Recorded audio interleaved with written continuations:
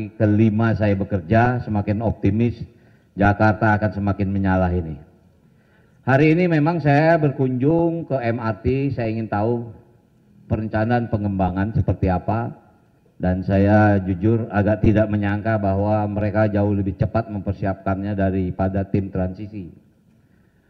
Memang saya agak fokus tentang pekerjaan MRT yang menuju Harmoni sampai ke Ancol. Di situ ada beberapa, dalam arti kata bukan kendala besar, tapi misalnya masalah lahan itu juga menjadi kendala. Tapi insya Allah akan bisa kita selesaikan.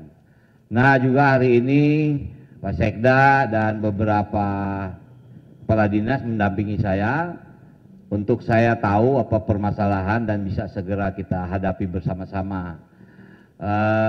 Kemudian nanti saya akan ke Balai Kota, saya akan naik busway untuk juga saya tahu permasalahannya apa. Mudah-mudahan kita bisa menyelesaikan semua permasalahan Jakarta dengan waktu yang cepat. Cepat nih barangkali mudah-mudahan dalam waktu 5 tahun progresnya akan terasa. Karena Pak Gub juga berharap periode 2025-2030 ini Jakarta bisa menurunkan menjadi kota global dari 74 menjadi ke 50. Nah jadi inilah langkah-langkah kita mempersiapkan Jakarta menjadi kota global yang berdasarkan Undang-Undang Nomor 2 Tahun 2024 bahwa Jakarta menjadi kota ekonomi nasional dan kota global. Inilah salah satu strategi yang harus kita siapkan. Bahkan nanti siang ini di Balai Kota kita rapat untuk perencanaan apa namanya pengembangan selanjutnya. Mungkin itu yang bisa saya sampaikan. Silakan. Ya. Dari Radio Sonora tadi sepanjang perjalanan dari Lebak Bulus ke sini mungkin ada catatan khususnya baik itu dari sisi transportasi maupun mungkin pendukungnya seperti UMKM dan lain-lain seperti apa Pak Wagub?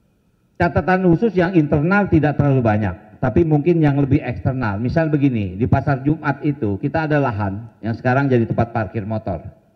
Itu masih agak sembraut, karena apa? Masih tanah. Saya tanya kapan itu diperbaiki. Insya Allah bulan Mei ini itu akan menjadikan satu area parkir yang cukup baik. Misalnya seperti itu. Tapi juga ada perencanaan lain, misalnya kita akan bikin area parkir 7 tingkat ya. Rencana 7 tingkat di daerah itu. Untuk apa? Bisa menangkap daya tampung masyarakat yang ada di selatan. Mudah-mudahan saudara kita yang di Tangsel dari Tangerang masuk Jakarta nggak perlu pakai kendaraan pribadi, cukup parkir di sana dia bisa naik MRT sampai kemana dia mau. Misal itu. Kalau yang outside-nya nggak terlalu. Tadi saya sengaja lihat ke Blok M, saya jujur kaget. Saya tahu tadi Blok M itu maaf bukan berarti kata dia sempat drop. Blok M itu kan drop karena ekonomi kan. Tapi sekarang dengan ada MRT bisa connect ke mall, sekarang meningkat lagi. Blok M Plaza ya, saya mendapat informasi bahkan kenaikannya sampai 4 kali lipat kenaikan pengunjungnya. Itu kan mengindikasikan bahwa MRT yang disebut TOD itu sangat bermanfaat buat Jakarta. Misal seperti itu. Kalau yang dalam-dalam, tadi saya sudah bicara juga sama Pak Dirut.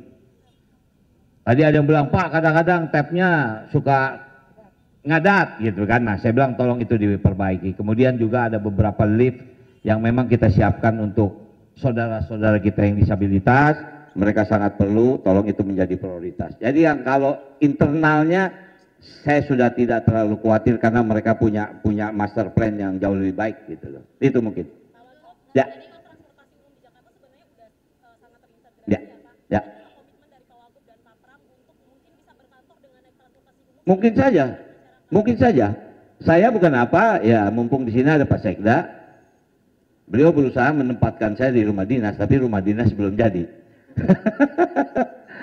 Jadi saya akan tinggal di rumah saya jauh lebih nyaman kalau saya ke kantor naik MRT.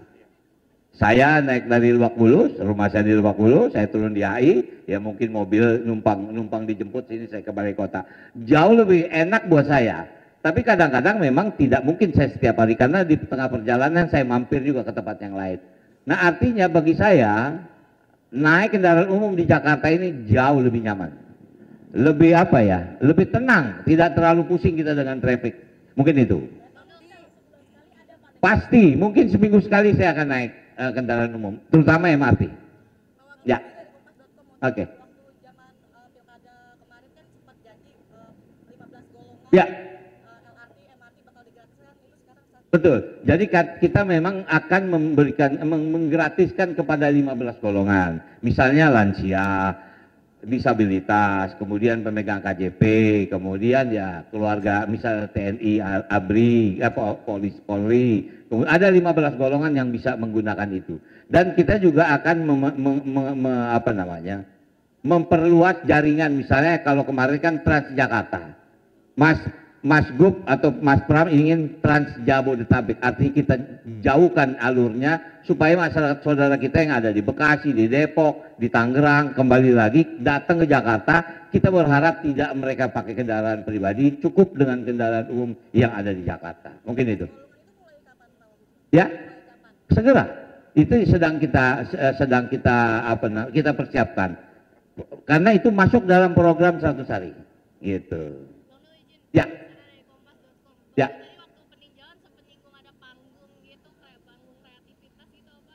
Iya, saya jujur mungkin karena jiwa budaya saya tadi minta izin sama di Dirut MRT. Saya bilang saya minta izin anak-anak saya bisa performance di sini. Karena ya mungkin bukan saya mengcompare dengan di luar, tapi kalau di Eropa misalnya MRT atau apa namanya itu menjadi lahan buat mereka mengekspresikan. Nah, saya sudah banyak ketemu dengan teman-teman sahabat seniman yang kebetulan punya sekolah musik misalnya kan. Nah, jadi nanti yang tampil di sini juga kita kurasi. Mereka harus tampil bagus, main juga bagus, sehingga buat mereka yang pertama tempat berlatih. Karena anak-anak kita ini mereka sekolah tapi dia memerlukan tempat berlatih. Nah, saya lihat ini cukup efektif. Untungnya tadi Direktur MRT mengizinkan. Bahkan sudah ada program itu ya. Rabu Jumat. Nah, mudah-mudahan Rabu Jumat kita lihat sore, kita lihat. Semua stasiun yang memungkinkan ya, yang memungkinkan gitu. Oke? Ya.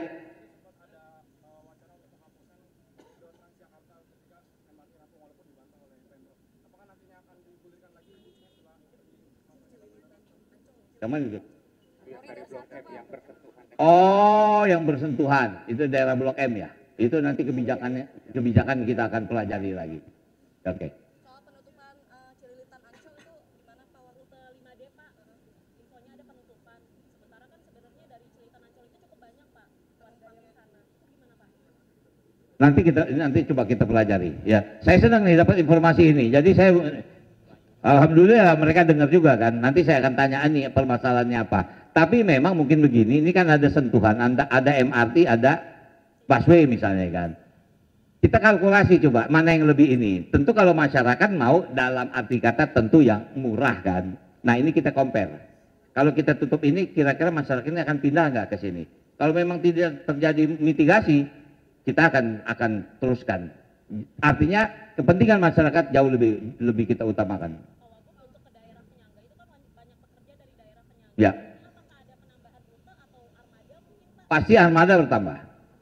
Dan rute baru juga pasti. Logikanya gitu. Bayangin, kalau sekarang mungkin kalau kita terminal paling jauh di sini masuk kemana?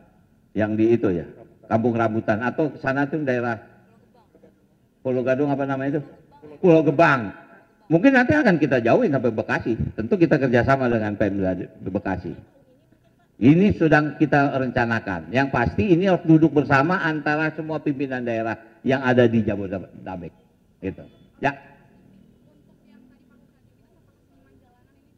Ya, nanti kita berikan tempat. Tapi maaf, kita harus kita kurasi. Artinya apa ya? Ya main dia standarnya bagus. Bukan kan kita juga mau nyaman kan.